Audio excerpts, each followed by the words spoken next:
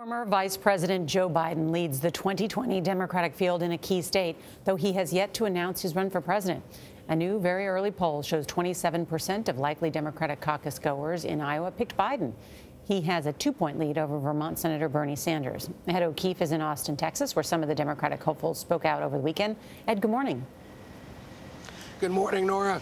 The former vice president isn't expected to get in for a few more weeks, and those poll numbers might actually encourage him to do so. But the other Democrats already in the race now trying to make sure that Biden doesn't steal their thunder.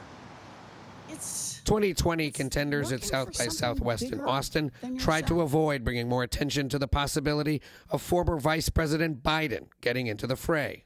Well, I have a lot of respect for Vice President Biden, and first we want to make sure he's getting in, but I can only address my own merit. Why are you better, more qualified, more worthy of support than the former vice president? I'm in this race because Washington works great for the wealthy and the well-connected. It's just not working for anyone else. Meanwhile, Senator Bernie Sanders campaigned Sunday in New Hampshire. We are going to complete what we started here.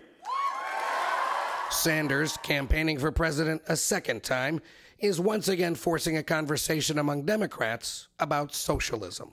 When we came here to New Hampshire 4 years ago, ideas that seemed so very radical at that time, well, today they are being supported by Democratic candidates from school board to president of the United States.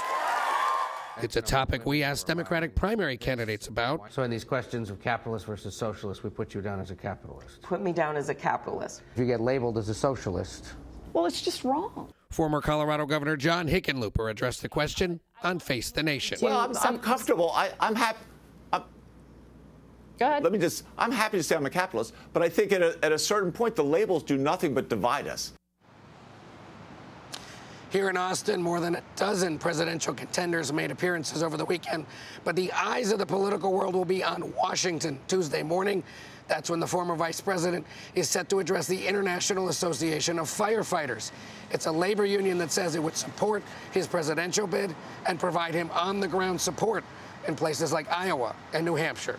Nora? All right, Ed, thank you, and rest that voice. Thank you. Yes, go home, Ed, and go to bed. Your eyes should be in the bed closed with some tea. Okay.